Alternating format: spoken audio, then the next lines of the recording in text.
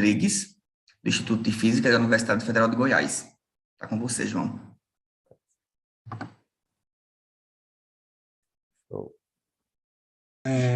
Olá, boa tarde.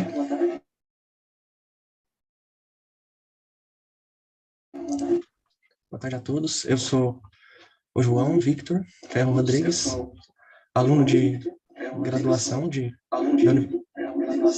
Ó, tá dando retorno no teu áudio, viu, João?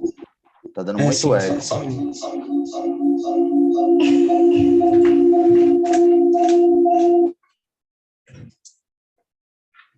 Pronto, acho que eu resolvi agora o problema.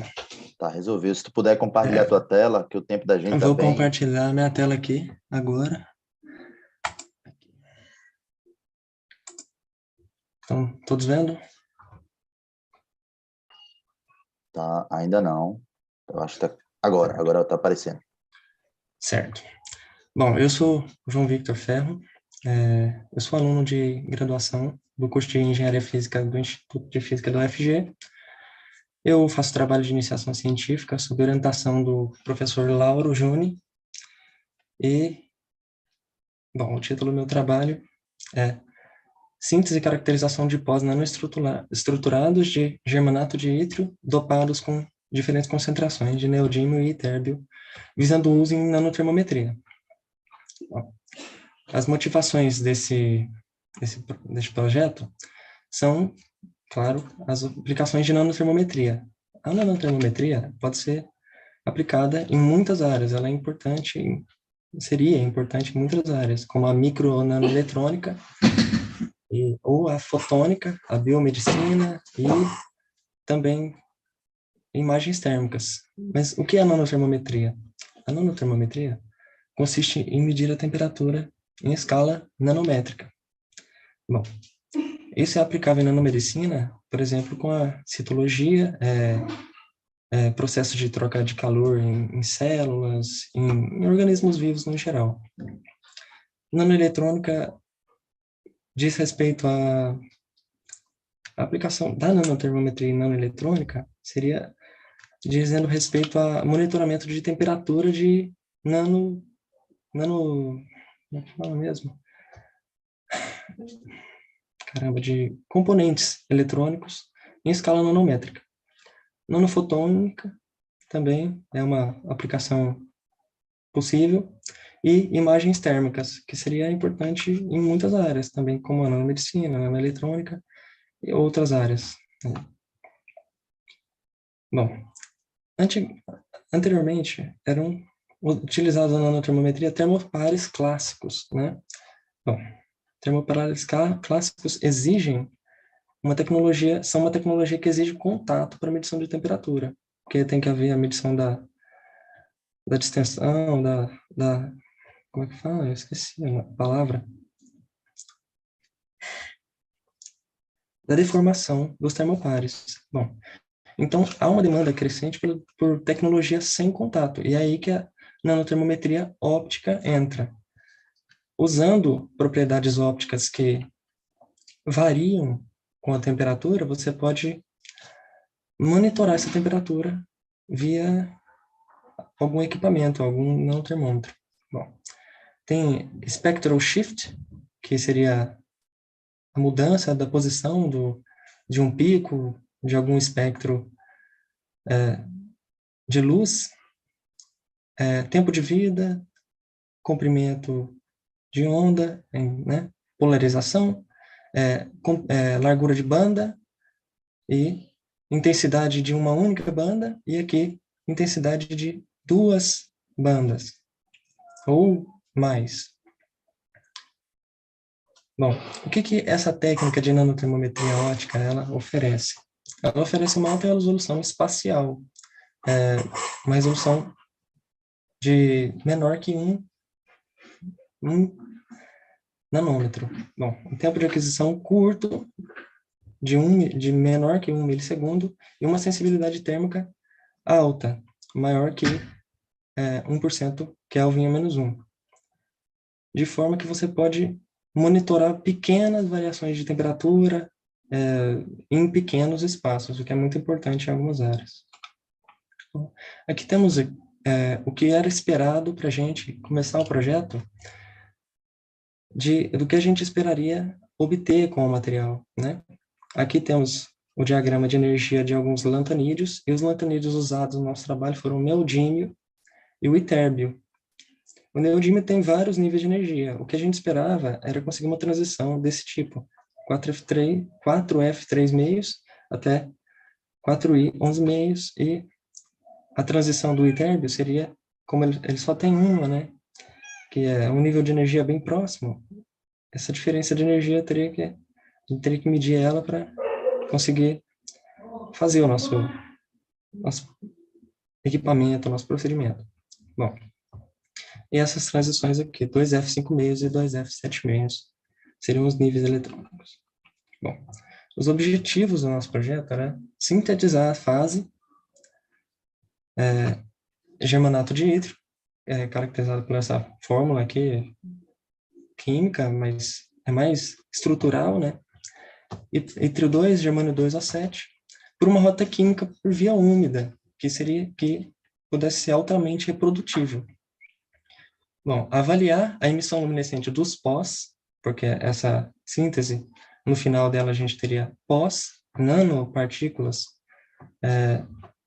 desse material, dessa matriz, dopada com neodímio e itérbio em diferentes concentrações, a gente fez o teste, diferentes concentrações, variando de 0,5% em mol até 4% em mol.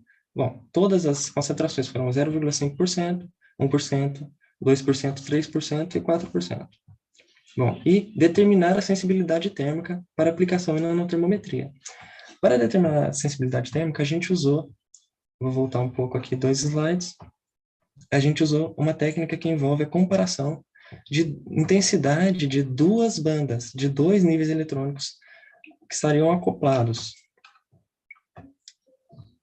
E é uma técnica muito difundida, ela permite você ter uma precisão nessa medida independente das condições gerais do ambiente, e seria muito bom, né, ter a interferência mínima possível na sua medida. Bom, os métodos usados, né, para síntese foi a rota, bom, o método usado para síntese foi a rota sol-gel, uma via úmida, que tem a vantagem de dar uma distribuição muito homogênea dos dopantes, e também tem a vantagem de não requerer altas temperaturas para a síntese do material. E a rota de síntese do Sol ficaria nessa parte azul, que aqui a gente usaria germânio, óxido de germânio, mais hidróxido de tetrametil-amônio, que é uma base muito forte, juntamente com água, e o TMH, ele seria para ajudar a água a dissolver o germânio, dissolver todos os nitratos de terras raras, que são o ítrio, o neodímio e o itérbio, com a água e etanol, e juntar numa solução de ácido cítrico e etanol para formar citratos metálicos com esses metais aqui, terras raras, esses lantanídeos. O ítrio não é um lantanídeo, mas é uma terra rara. Bom, o germânio depois seria incorporado a essa solução para formar, assim, o composto chamado de sol, que é uma solução muito homogênea.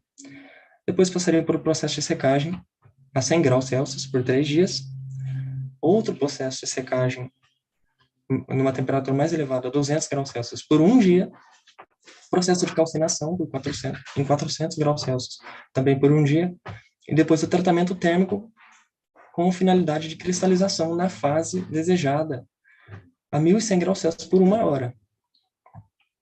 Bom, após isso, seriam utilizadas técnicas de caracterização. E as técnicas usadas foram difratometria de raios X, espectroscopia Raman, espectroscopia de reflectância difusa e espectroscopia de emissão fotoluminescente. Essa última foi realizada em função da temperatura, ou seja, a gente alterava a temperatura do ambiente que a amostra estava inserida, ou seja, esperava ela, né, termalizar com o ambiente e depois fazia a medida da emissão fotoluminescente, da intensidade. Os resultados estão discriminados aqui. A difratometria de raio-x apresentou esse tipo de padrão. Esses padrões coloridos são das amostras sintetizadas no grupo, né? Aqui, de baixo para cima, seria de menor para maior concentração. E esse padrão de barras embaixo, presente embaixo, é o padrão catalogado na base cristalográfica ICSD.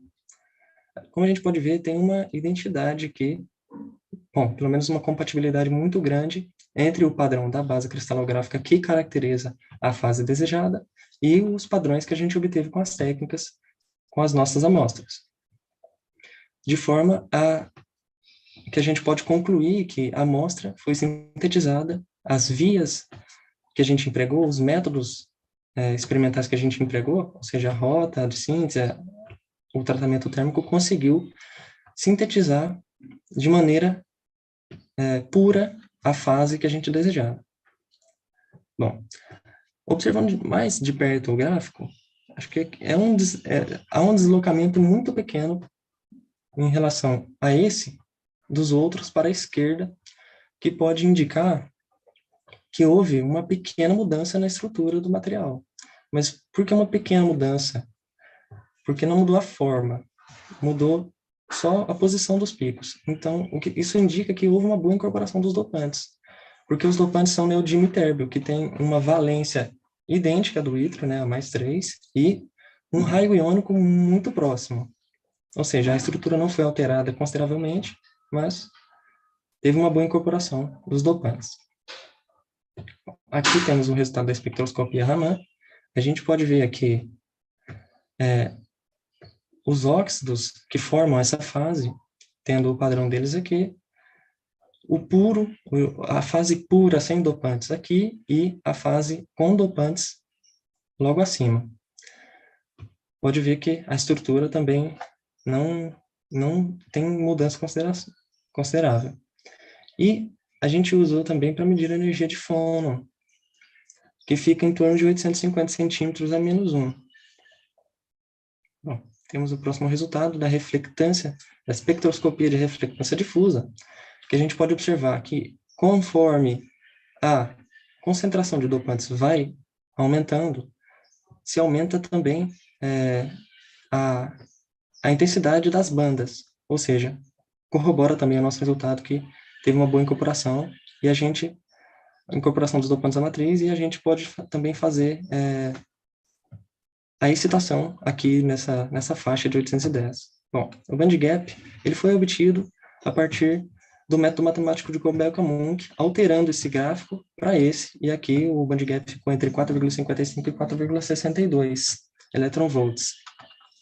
Bom, aqui a gente tem um espectro de luminescência com as emissões do itérbio e do neodímio. Essa do neodímio era para ser uma, mas por efeito Stark, ele triplicou, ele fez desdobramentos aqui, em função da temperatura. Olha como a intensidade da luminescência altera conforme a temperatura. Bom, a gente pegando a correlação em duas temperaturas diferentes, em várias temperaturas diferentes, entre dois picos aqui, nesse caso, esse aqui foi o melhor que a gente conseguiu, 978 graus, 978 nanômetros, com 1102 nanômetros, a gente consegue uma sensibilidade, esse gráfico, e o coeficiente angular dessa reta está diretamente correlacionado com a sensibilidade térmica do material, da amostra. E nesse caso, a gente conseguiu uma sensibilidade térmica de 0,96 vezes 10 a menos 2 centímetros, graus Celsius a menos 1, por grau Celsius. Ou seja, a conclusão: o procedimento experimental empregado permite a obtenção da fase desejada pura.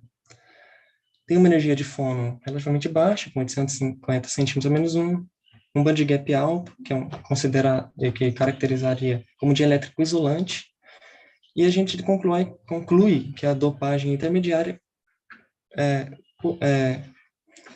com a dopagem intermediária, a gente pode obter uma sensibilidade térmica adequada, e a maior sensibilidade térmica que a gente obteve com a confiabilidade do fit linear é 0,96 vezes 10 a menos 2, que é adequada porque a literatura aceita hoje em dia sensibilidades nessa ordem de grandeza como boas. Bom, eu agradeço a CAPES, o CNPq, a FINEP e a organização do evento também pela oportunidade e pelo apoio, e a todos pela atenção na minha apresentação.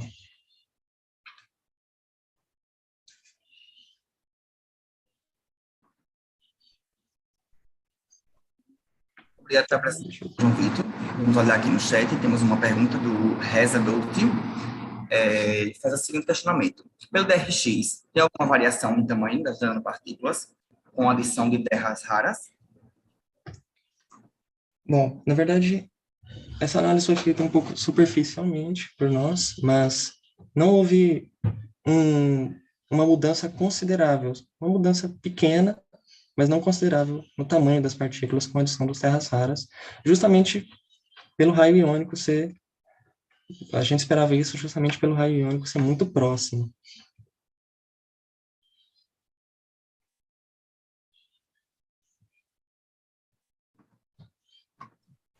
Sim? João Vitor. Tem outras perguntas no chat, você pode responder também. Eu vou passar para a próxima apresentação oral,